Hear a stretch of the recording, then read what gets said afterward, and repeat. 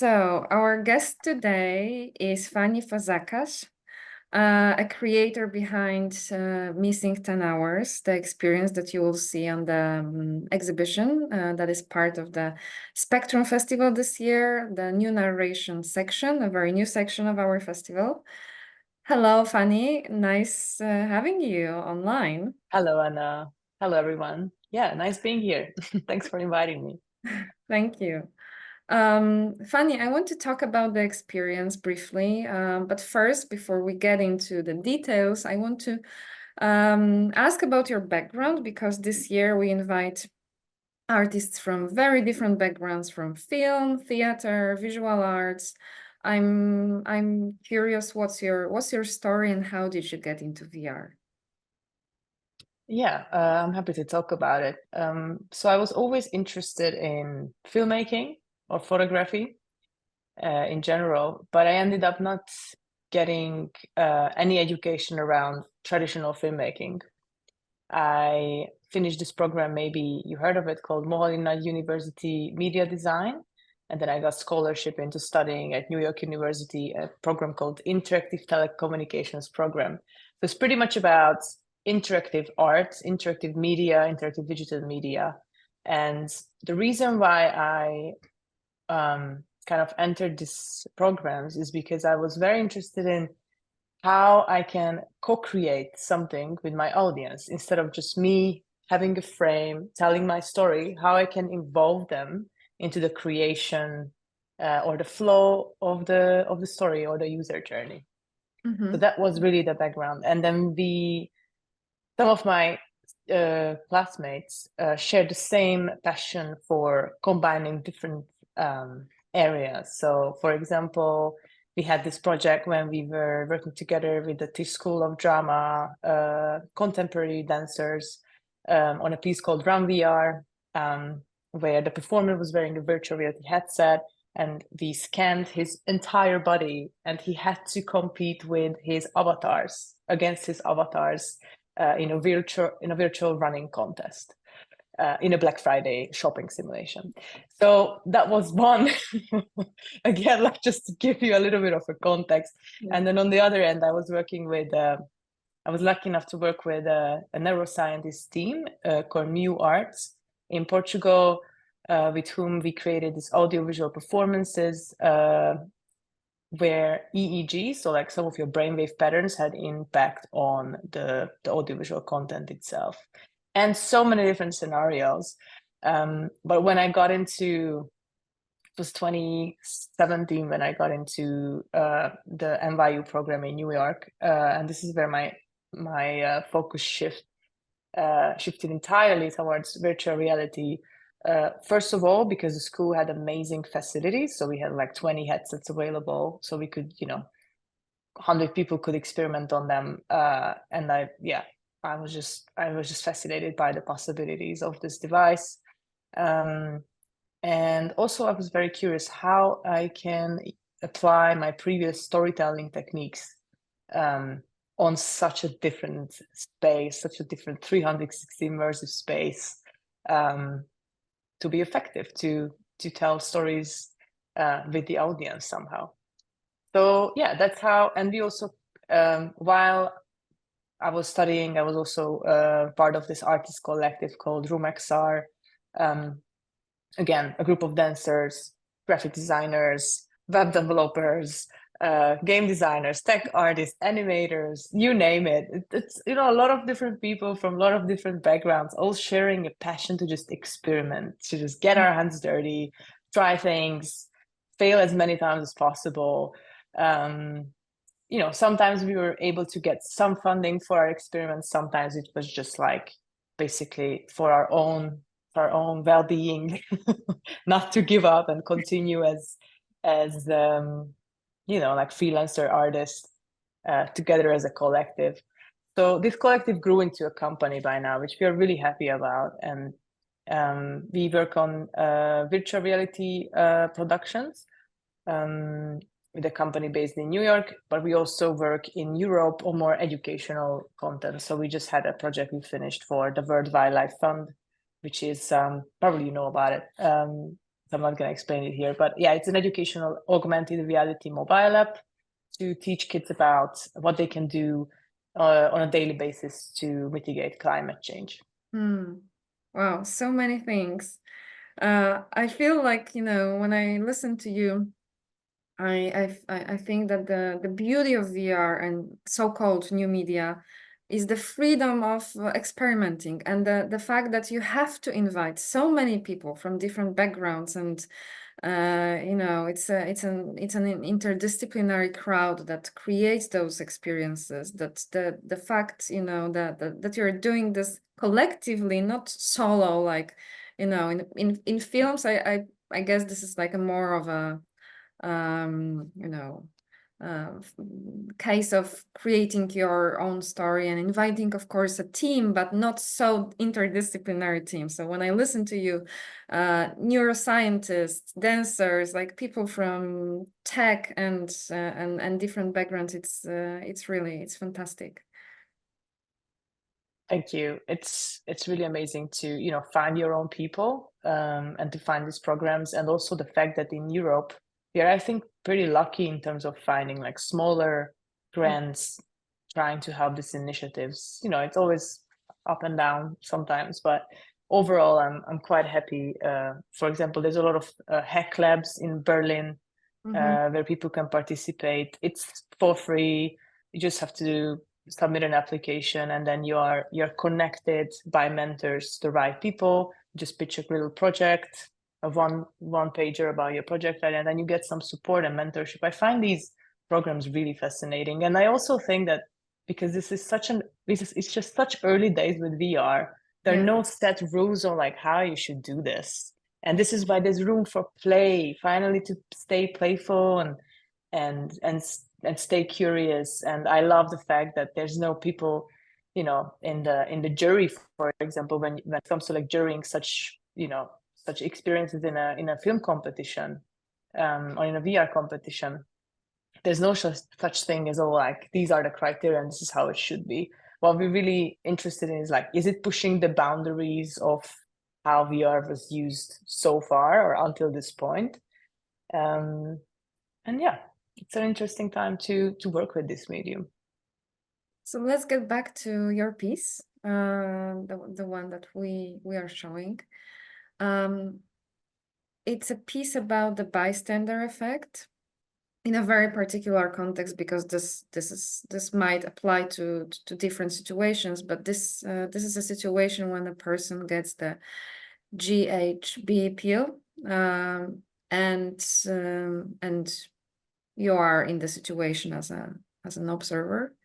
I'm curious if this was motivated somehow by your personal story, or you just found this topic important. I think there's no such thing as finding anything. it's always, whenever I work with a topic, it doesn't just land. It always comes from somehow a personal experience, even if it's like not that directly connected to my own experience. But yeah, just to give you a little bit of background. So the piece is called Missing 10 Hours, and it's been a 5-year journey so far. It's not just my project. I would say I'm the lead creator here, but I definitely realized this project with a few other people who are mostly survivors of drug-related abuse. Not necessarily sexual abuse, but some people who were out in a club enjoying themselves, and something off happened, and they were not sure if it was the alcohol they consumed or something else.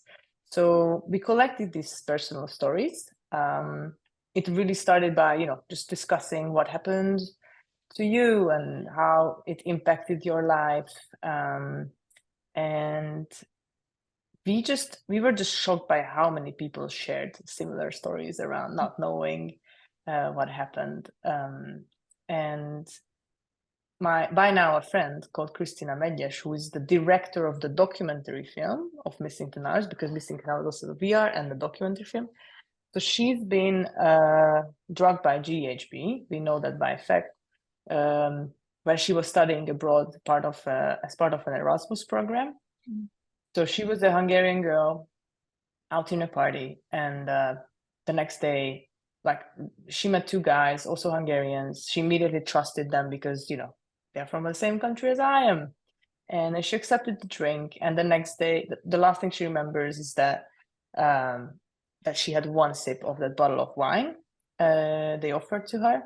And this was outside the club, by the way. And the next day she woke up at the police station where she was missing some of her clothes and her body was bruised, and the police suspected that she was drugged by GHB. So in the documentary film, she discovered that this is a huge international problem. People use it, the drug, recreationally, but yeah, also, you know, to attack people. And recently we also discovered that this drug is also used for human and organ trafficking, which is really worrisome.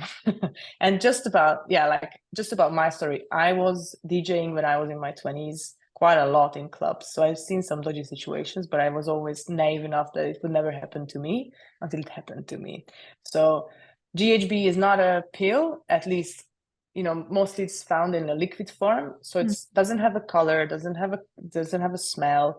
It just lands in your drink, and you look away for 1 second, someone drops 2 or 3 drops into your drinks, and then you're completely out of control. This is my friend Christina here. When she went back to the club where it actually happened to her a few years later, when she was ready to face the reality and start asking around about the stuff. Maybe they have seen something before they left and so forth. So yeah, GHB is a really, really naughty drug. It's very difficult to trace as well. Like, it leaves the body within a couple of hours. So it's not like I can go back to the police station a few weeks later when I'm ready to face this unresolved trauma. It's already done. It's not something that they can detect in my body. So that's also a huge problem. And this is why we don't have much data about this.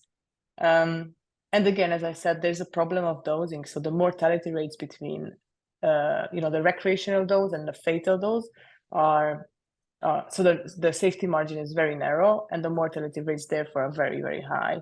And one of the most affected countries is Germany, UK, Austria, also the States, and Hungary. So this is what we know so far. And sometimes people can buy this through online marketplaces. Obviously, it's not advertised as GHB or anything like that. It's more advertised as a certain cleaning product, but upon humans digesting it, the body turns it into GHB. So it is a problem. And that's why we decided that this piece needs to raise awareness about this issue, not just the documentary film, but also the virtual reality experience. Okay, wow, that's very surprising actually to hear about the GHB itself. I think people are aware of a fact that you can get into a similar situation in a bar, but I think the fact that it's used in so many different contexts as well, very dangerous ones, is alarming, and I think your piece also raises awareness of it. So the educational aspect, of course, and we will talk about it later. But first, I want to ask you about the piece itself, like. What role are you in the piece? You're in a role of a bystander, you observe it, you can take some different actions, but you can also have a few endings. I think this is interesting for our audience, like to know that they can influence the ending, and not everybody after finishing the experience has the same ending, right? Yeah, you're 100% right about this. So, as I said, the piece initially started by the fact that we were all experiencing drug-related abuse, but during the creation process, we identified also that we want to target the bystanders with this piece. And what we mean by it is that we would like to reach out to those people who are present in a situation. So not the perpetrator, neither the survivor or the victim, but the person who is just there and acknowledges that something is a little bit off over there. but because no one else is doing anything, I'm just gonna, stay put and I'm gonna do nothing. So this is a passive bystander, right? And we all been there. I can also name in my life at least 2 or 3 situations quite vividly when I saw something, but I haven't said or done anything. And until this day, I don't know what actually happened to that person. I feel terrible about it. So we would like to encourage people who are, mostly at parties or house parties, or it really doesn't matter where, but if you see that someone is in a vulnerable situation and that something is just a little bit off, just go there and ask. And within the VR experience, what happens now is that we are showcasing some possible tools what you can use in order to help another person in need, or maybe call a taxi, or show the police where your friend took the woman who was a little bit unconscious. So yeah, this is why when we started to work with psychologists and we identified that reaching these people is so much easier. We didn't want to show this to survivors. It can be way too triggering for survivors to see this. And whenever we showcase this piece, we put out a trigger warning, like, please just make sure you're ready for this, because there are this and this content will be depicted and you might be triggered. Also, we can't change people who has such distorted morals that they would feel all right drugging someone. That's what we initially wanted to do, but we gave up on this idea and we decided to reach out to the other people, who is basically, the rest of the crowd, and the why VR question, right? Like I love that whenever someone is pitching these days a VR project, everybody asks like why this project has to be in VR, right? Other than it provides a lot of possibilities for exploration and being playful. What else? So for us, the answer for this was, we've seen previous research papers stating that if you practice, if you're, let's say, a fireman and you are preparing for your training before actually being on the location, if you practice these behaviors, certain behavior with your muscles in a virtual, safe, replicable setting, you're way more likely that you will complete those exercises in a real world situation. So this project kind of turned, I wouldn't say 180, but at least 90 degrees during production, or like during pre-production. And instead of pushing people into the roles of the perpetrator, because it's supposed to be a multiplayer VR initially, we decided that we're gonna have one person, a single person, who will represent themselves as they are. They're gonna be the bystander, just one friend in the big, group. And yeah, we're gonna see how they can practice this kind of helpful behavior in this virtual setting called Missing 10 Hours, and see how this will impact their lives after that. Maybe they feel more encouraged to help someone if they learn a little bit about what they can do in Missing 10 Hours. Do you also use it in schools? Like, this is the first thing that comes to my mind. Like, do you organize meetings with groups of youngsters, or I don't know, the people that might be, affected, and you organize, I don't know, maybe later some meetings with psychologists or somebody who assists you in this educational aspect of the project? Sure. Like even when we were at the script writing phase or the very beginning of production, we always invited. So this is what I call co-creation. So we had a group of supervisors, psychologists, the target audience, so like actually young people between the age of 16 and 24, were supervising our production steps. So until we got approval for our script, for example, from Gen Z partygoers, we had to stop production. And in some cases, they were like, yeah, you have to rewrite that line because it's not cool anymore to say that. And we completely agreed. Like, we wanted to, tailor the whole experience for them. This is also why we decided to work with this particular visual aesthetic, this visual style, what we are actually very proud of. And we wanted something relatable, but also not trying to be too photorealistic, because that can be sometimes a little bit off if you're aiming for high fidelity photorealism. So yeah, we ended up with these characters, and it seems that people can really well relate to them. And answering a little bit your previous question, sorry, Anna, just one thing, like sure. you enter the piece and you are in this bar surrounded by a bunch of friends, and they're all trying to say hi to you, give you a fist bump, someone gives you a free drink, someone gives you a free entry ticket to the techno club, and so forth and so forth. And then you meet Greg. And Greg eventually tries to pick up Mara, but she's not interested. And after a while, she decides that she will drug Mara's drink. And by time, there are certain moments when you can intervene, not always, because then we had, if you would always intervene, that would mean that we have to simulate by AI the entire experience. We didn't have the production budget for that. That's going to be the next version. But in this version, there are those key moments when you can actually, by interacting or staying passive or doing the opposite of what you're supposed to do, you can change the storyline, and you can actually end up being arrested by the police, or have Greg arrested by the police and save Mara, call a taxi, and make sure that Greg is not following you and just take Mara home safe.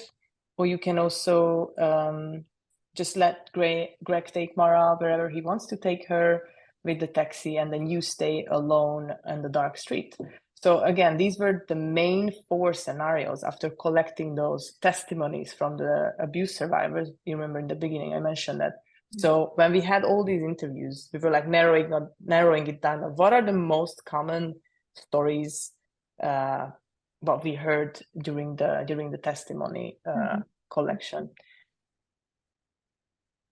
Yeah.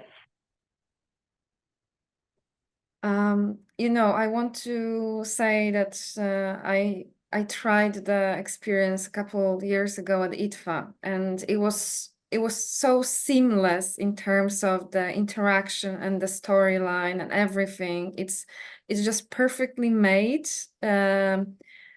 And you can totally immerse yourself in it. So the story is great, and the fact that you gathered so many real stories, and then you picked the key moments, and this is like really based on the research and on the interviews with the survivors. But also the technological side of the experience is just mind-blowing. So congrats for making it so Thank you. seamless, as I said. Thank you. We are heading to the end. I saw that you have some slides. Maybe you want to add something to the previous. Only if you don't have more specific questions, because I have quite a few slides over here, and maybe we can jump to them. Okay. Yeah, sure. This is just like a really short overview on like what happened. Like, again, it started in 2018, and like with the story development workshop, with partnering with psychologists, going to pitching programs, right? So this is a key I would recommend to any XR fresh, like new, kind of people who are just entering the XR scene to participate in those mentorship opportunities. There's the European Creators Lab. They have scholarships for our countries. I'm from Hungary. I'm living in New Zealand, but I'm from Hungary. So that's an amazing opportunity. ITFA had their workshop, and what else? Oh yeah, these are just the phases of the technical creation, our art direction stages, all the environment sketches before we actually started modeling things. The character design, like it started from something very different. And 2021, this is all like the pre-production, right? And then we're still looking for production budget, which is, again, if your project is not a zombie shooter or not Beat Saber, it's hard. I'm not gonna lie, it's hard to get proper funding. This kind of stuff needs proper production funding. It's unfortunately not something I could have done in my free time. Maybe if I work on it full time for 6 years, yeah, possibly. But again, I needed this beautiful team, their expertise. They were seniors in their own, most of them were like seniors in their own roles. But we also hired some women who were actually drawn to this story because they had some similar experience. And then they trained themselves up to become better animators, so we could hire them. So there were some very beautiful stories while this project was happening. Yeah, again, a lot of, I could talk for ages. I would just recommend, like, if anyone needs a little technical advice on like how to lower your budget so you can realize your dream project, you're very welcome to reach out to me. We used Unreal Engine, just like a little tech summary. We used Unreal Engine. We used the built-in plugins. We used the built-in facial recognition, like the face app, Live Face app, to capture facial animation. These are all self-made facial capture helmets. So again, super low budget. We got a ton of help from being able to use the space of the university. They didn't have this kind of gear available, but we could at least use their big dark photography space, and it was fantastic. And yeah, this is, maybe I'm gonna close it with this video actually. It's basically just like how we were able to see real time what we recorded. So we had to build everything, right? Like even the sink to the sides where the character will actually interact with it, the door where the character will actually interact with it. But that also saved a lot of budget in terms of motion editing. So like modifying the recorded motion capture data to be at the right place. So again, for example, this was a huge budget saver over here to build up the scene as best possible to match the scenario. Yeah, I think I'm gonna close with this one. I have like a lot of more slides, but maybe for another time. Yeah, thank you, Fanny. That's amazing, and I'm super excited to be able to present the piece to the audience of Spektrum this year. I will definitely try again the experience myself. I can't resist to get into it again. Next time you have to join us for I will. festival in Poland. Fingers crossed that you can come from New Zealand or anywhere in the world that you will be in. Thank you. I would love to. Next year's edition. Yeah. Congrats again. The piece is great, and fingers crossed for your upcoming projects. Hopefully, maybe we will be able to present it next year at Spektrum. I don't know what is the deadline for you to finish it, but if it's next year, who knows? I just need 150 square meter, but that's it. Okay. If you have that available, we can do it. We can do it. We can present it. Yeah. Speaking about location, okay. The experience, this is a comment to our audience, the experience Missing 10 Hours will be presented in the Teatralna kawiarnia teatralna, which is a great location for this piece because you will be able to experience this by the bar, actual bar at the Teatralna Cafe. So you're welcome to join us. Thank you, Fanny. Have a great day. Thank you, Anna. And thank you. See you later. See you soon. Thanks.